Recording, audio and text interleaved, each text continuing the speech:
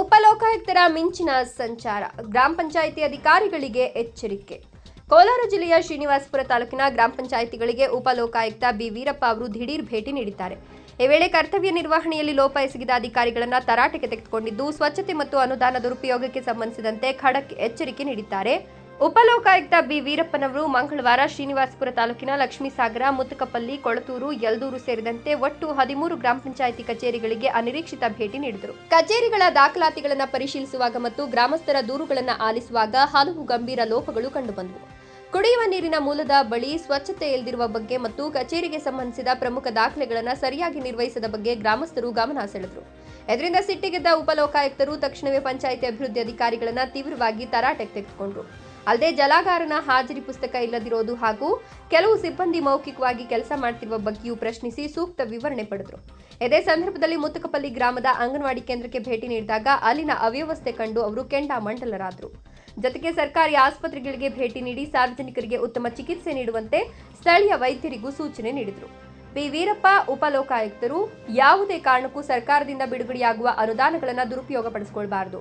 ಅಂತಹ ಪ್ರಕರಣಗಳು ಕಂಡುಬಂದಲ್ಲಿ ನಿರ್ದಾಕ್ಷಿಣ್ಯವಾಗಿ ಕ್ರಮ ಕೈಗೊಳ್ಳಲಾಗುವುದು. ಗ್ರಾಮ ಪಂಚಾಯಿತಿ ಅಧಿಕಾರಿಗಳು ಶ್ರಮವಹಿಸಿ ಸರ್ಕಾರದ ಸೌಲಭ್ಯಗಳನ್ನು ಗ್ರಾಮಗಳಲ್ಲಿನ ಸಮಾಜದ ಕಟ್ಟಕಡೆಯ ವ್ಯಕ್ತಿಗೂ ತಲುಪಿಸುವ ಮೂಲಕ ಮೂಲಭೂತ ಸೌಕರ್ಯ ಒದಗಿಸಬೇಕು.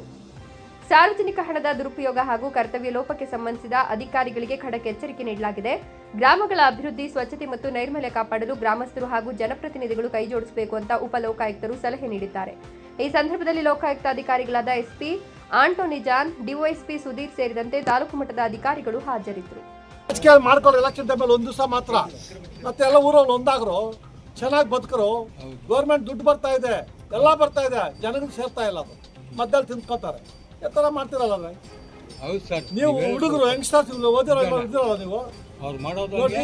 ಇಲ್ಲಿ ಜಾತಿ ಮತ ಇರಬಾರ್ದು, ಮಾನವೀಯತೆ ಬೇಕು, ತೃಪ್ತಿ ಜೀವನ ಇರಬೇಕು. ನಿಮ್ಗೆ ಶ್ರೀಮಂತಿಕೆ ಅಲ್ಲ, ತೃಪ್ತಿ ಇಲ್ಲ. ಶ್ರೀಮಂತ ಕಟ್ಕೊಂಡು ಏನು ಮಾಡ್ತೀಯಾ? ಮಾನವೀಯತೆಯಲ್ಲಿ ಜಾತಿ ಕಟ್ಕೊಂಡು ಏನು ಮಾಡ್ತೀಯಾ? ಊರೆಲ್ಲ ಒಂದಾಗಬೇಕು. ನೀವು ಹೋಗಿ ಒಳ್ಳೆ ಕೆಲಸಗಳು ಮಾಡಿ ಕ್ಲೀನ್ ಮಾಡಿಸ್ಬೇಕು.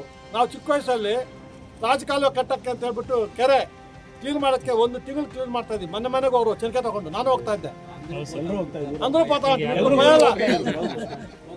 ಇಬ್ಬಳಂತ ಕಾಲ್ ಮುಂದೆ ಕಾಲಸ್ಕೊನೆ ಪೆಂಡ್ಲಾಮ ಗ್ರೋಪೇಸ್ಕೊನೆ ತಿನ್ಕೊಂಡದಂತೆ. 9 ಕೋಟಿ ಅಲ್ಲಿ 8 ಕೋಟಿಗೆ ದುಡ್ಡು ಕೊಟ್ಟಿದ್ದೆ, ಅದು ರೆಸಲ್ಯೂಷನ್ ಇಲ್ಲ.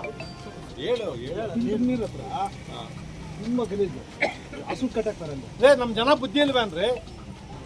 ಕೇಳಿದ್ರೆ ಅವ್ರ ಮೇಲೆ ದುಡ್ಡು ನೋಟ್ ಹಾಕಿ ಸಾಕ್ತೀರಿ ನೀವು. ಜನ ಬುದ್ಧಿ ಇರಬೇಕು. ನಮ್ಮ ಮನೆಗೆ ನಾವು ಕ್ಲೀನ್ ಇಟ್ಕೋಬೇಕು. ಅದು మీరు చేసుకోరు. అంత గలీజ్ చేసిపోయిందా? మేము చేస్తాం, వచ్చి కడతాం, రూపాయలు కడతాను. సిగ్గేయాల మీకు జన్మాలకి. జడ్జి రావాలా మీకు క్లీన్ చేయాలి. మీ ఊర్లో అంతా ఉన్న జనాలు పెద్ద పెద్ద లీడర్ లాగా ఉన్నారు ఊర్లో. మంచి చేయండి ఊరికే. మీరు రాజకీయం చేసుకొని సాయండి. అప్పుడు ఎలక్షన్ నాడు ఇప్పుడు అంతా వచ్చి క్లీన్ చేసుకోండి. 1,00,000 కోటి అంత దుడ్డు ఉంది పంచాయతీలో. తిన్నా అంటారు, ఎవరో తిరుగుతా అంటారు. చూసుకోండి. ಬರೀ ನೀವು ದುಡ್ಡು ಮಾಡ್ಕೊಂಡು ಹೋಗ್ತಾ ಇರು ಅಂತ ಕೇಳಿ. ಎಲೆಕ್ಷನ್ ಟೈಮ್ ದುಡ್ಡು ಕೊಡ್ತಾನೆ ನಿಮಗೆ. 1,000-2,000 ಒಂದು ದಿವಸ ನಾನ್ ವೆಜ್ ಹಾಕ್ತಾರೆ, ಕುಡಿಸ್ತಾನೆ. ಹೋಗಿ ಒಟ್ಟು ಬಿಡ್ತೀವಿ ಓಟ್ ಹಾಕ್ತಾರೆ. ಕೇಳಬೇಕು, 5 ವರ್ಷ ಮಗನೇ ನಿಮಗೆ ಗೆಲ್ಸಿದ್ವಿ, ಮಾಡಿ ಕೆಲಸ ಅಂತ ಹೇಳ್ಬೇಕು. ಪ್ರತಿಯೊಬ್ಬ ಮೆಂಬರ್ದು ಡ್ಯೂಟಿ. ನೀವು ನಿಮ್ಮೂರಲ್ಲಿ ಎಷ್ಟು ಜನ ಮೆಂಬರ್ಗಳಿದ್ದಾರೆ? ಏನಕ್ಕಿದ್ದಾರೆ? ಉಗಿಬೇಕಾಗತ್ತೆ. ನೀವು ಒತ್ತುವರಿ ಆಗಿರೋದು ಗಲೀಜು ಅಲ್ಲ, ನೇಣ ಮಾಡ್ತೀಯಾ ಅಂತ. ಬೆಳಗ್ಗೆ ಮೆಂಬರ್ ಕೆಲಸ ವಸೂಲು ಮಾಡ್ಕೊಳ್ಳೋದಲ್ಲ, ಸ್ವಲ್ಪ ಸುತ್ತಬೇಕು ಊರಲ್ಲಿ. ನೀವು ಲೀಡರ್ ಮಾಡಿದ್ರಲ್ಲ, ಅವನಿಗೆ ಸುತ್ತಬೇಕು ಊರಲ್ಲಿ. ಎಲ್ಲೆಲ್ಲಿ ತೊಂದರೆ ಇದೆ, ಏನು ತೊಂದರೆ ಇದೆ ನೋಡ್ಕೋಬೇಕು. ಗೌರ್ಮೆಂಟ್ ದುಡ್ಡು ಬರ್ತಾ ಇದೆ, ಎಲ್ಲರೂ ವಸೂಲಿ. ಅಷ್ಟು ದೂರ ಏನದು ಜಂಗಲ್ ಕ್ಲಿನಿಕ್ಕು. ಜಂಗಲ್ ಕ್ಲೀನಿಂಗ್ ಇಷ್ಟು ದೂರ ಮಾಡೋದು 1 ಲಕ್ಷ ಚಾರ್ಜ್ ಮಾಡೋದು. ಅದಕ್ಕೆ ರೆಸಲ್ಯೂಷನ್ ಇಲ್ಲ. 7 ಕೋಟಿ ರೆಸಲ್ಯೂಷನ್ ಇಲ್ಲ. ಎಲ್ರಿಗೊಂದೇ. ನೀವು ಕೆಲವು ಹೇಳ್ತಾ ಇದ್ರು ಯಾವ್ದು ಬಂಗಾರಪೇಟೆ ತಾಲೂಕಲ್ಲಿ, ಸರ್ 10 ಊರಿಗೆ ಕಡೆ ಬಿಡ್ತಾ, ಈ ಕಡೆ ಬಿಡಲ್ಲ ಅಂತ. ನಾನು ಕ್ಯಾಕ್ ಮೇಲೆ ಮತ್ತೆ ಎಲ್ಲ ಬಿಟ್ಟ ಮನೆ ಕಳ್ಸ್ಬಿಡ್ತೀನಿ, ಬಿಡಿ ಹೋಗೋದು. ಯಾರು ಅಲ್ಲಿ ಟ್ಯಾಂಕ್ ಹತ್ರ ನೀರು ಕಟ್ತಾ ಅಂತ ಯಾರು ಹಸು ಕಟ್ತಾ ನೋಡ್ಕಾಗ ಹೋಗಿ. ನಿಮಗೆ ಟ್ಯಾಂಕ್ ಪಕ್ಕದಲ್ಲೇ ರಾಜಕೀಯ ಮಾಡಕ್ ಬೇಡ. ಹೇಳಿ ಅವ್ರಿಗೆ, ರಾಜಕೀಯ ನೀವು ಅಲ್ಲಿ ಮಾಡ್ಕೊಳ್ಳಿ, ಶುದ್ಧವಾಗಿರ್ಬೇಕು.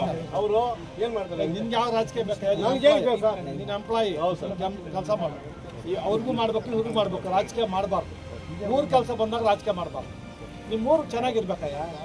ರಾಜಕೀಯ 1 ದಿವಸ ಓಟ್ ಹಾಕೋದು, 5 ವರ್ಷ ಮತ್ತೆ ನಾವು ಬೆದ್ ಮಾಡ್ತೀವಲ್ಲ, ರಾಜಕೀಯ ಆಗ್ಬೇಕು ನಮಗೆ.